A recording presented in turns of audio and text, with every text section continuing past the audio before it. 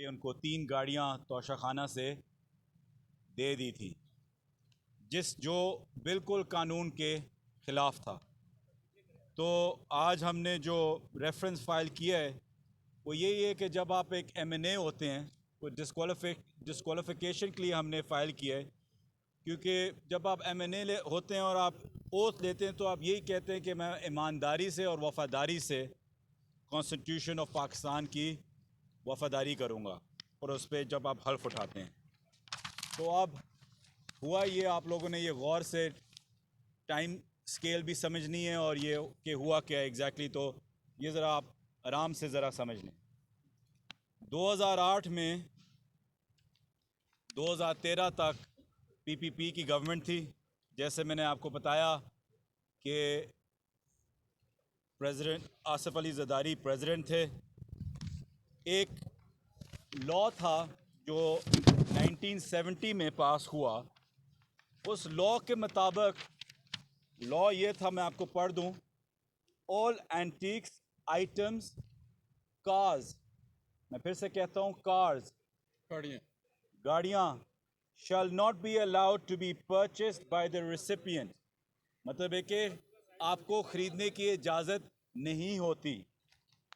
Cars shall be given to the central pool of cars of the cabinet division, मतलब कि जो गाड़ियां हैं जो आपको गिफ्ट होती हैं बाहर से, वो जो सेंटर पूल है गाड़ियों का कैबिनेट डिवीजन में, वहाँ जाती हैं, आपको ख़रीदने की इजाज़त नहीं होती।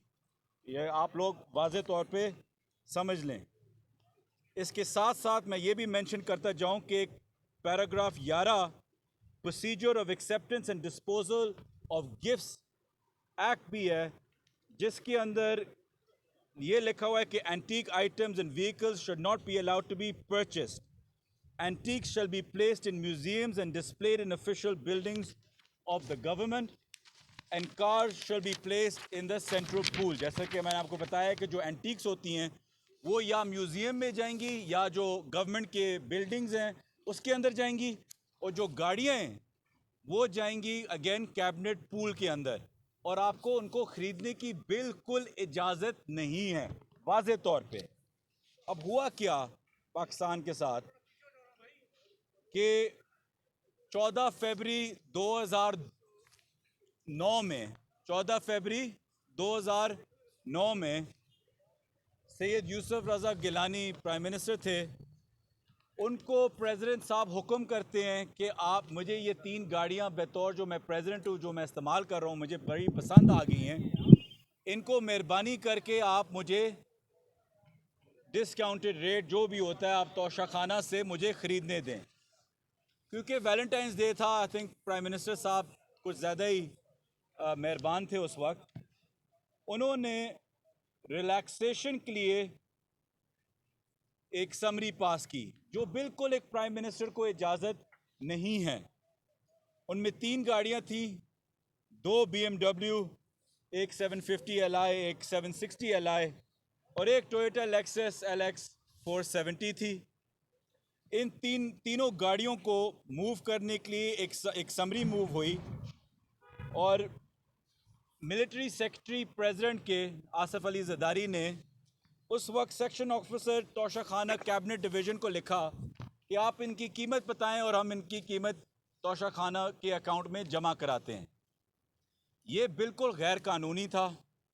इसमें प्राइम मिनिस्टर के पास रूल्स ही नहीं है, अथॉरिटी ही नहीं है कि वो ऐसी रिलैक्सेशन दे सकें।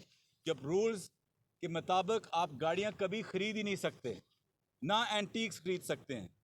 ये वाज़े तौर पे 1970 से ये रूल चलता आ रहा है, और कभी किसी ने और ने भी कोई गाड़ी नहीं ख़रीदी सिवाय इन तीनों गाड़ियों के आसिफ अली ज़रदारी ने।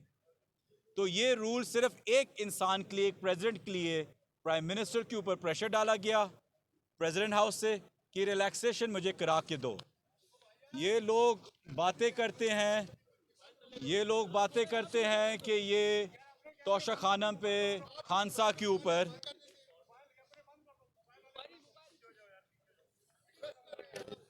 खान साहब के ऊपर ये लोग उंगली उठाते हैं तोशाखाना पे, जब खान साहब ने हर एक वो चीज़ ख़रीदी जिसको उनको इजाज़त थी, और जो कानून में रह के जो कानून आपको इजाज़त देता है रूल्स में, वो चीज़ खरीदी और उसके जो परसेंटेज उसको आपको जो देना होता है वो उनने दिया। बल्कि वो भी नहीं सिर्फ किया, उसके बाद उनने जो 20 या 30% तोशाखाना की जो आपको पेमेंट करनी पड़ती है उसके वैल्यू के मुताबिक उसको 50% तक लेके गए।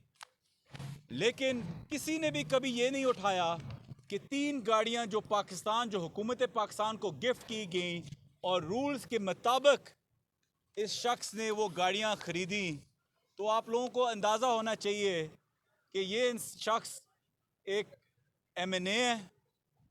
इन रूल्स के मुताबिक नहीं खरीदी, जो रूल्स के मुताबिक है आप नहीं खरीद सकते गाड़ियां। वो कैबिनेट पूल की अमानत होती है और आप उसको बिल्कुल, उसमें कोई रिलैक्सेशन प्राइम मिनिस्टर के पास भी नहीं है देने की। तो ये जब कानून की बालादस्ती नहीं हुई तो आज ये उंगलियां उठाते हैं उस इंसान पे जिसको सब ने सादिक और अमीन करार दिए, सुप्रीम कोर्ट ऑफ पाकिस्तान ने। मैं साथ साथ ये भी वाजे करते जाऊं, देर हो गई थी तो मैं प्रिंट नहीं कर पाया, लेकिन 100 आर्टिकल्स हैं इंटरनेशनल मीडिया के आसिफ अली जरदारी के ऊपर जो उनकी करप्शन के वाजे तौर पे उनकी बातें करते हैं।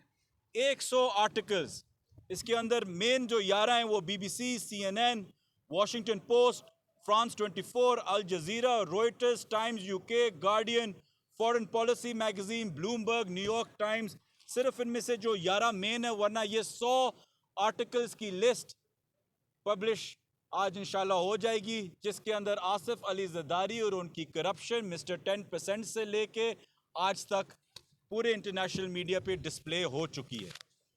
तो इसलिए आज मैंने सोचा कि ये रेफरेंस बहुत लाजमी है और आसिफ अली जरदारी को जो उनकी सीट है NA 213, उससे उनको डिस्क्वालिफिकेशन होनी चाहिए, इस असेंबली से डिस्क्वालिफिकेशन होनी चाहिए।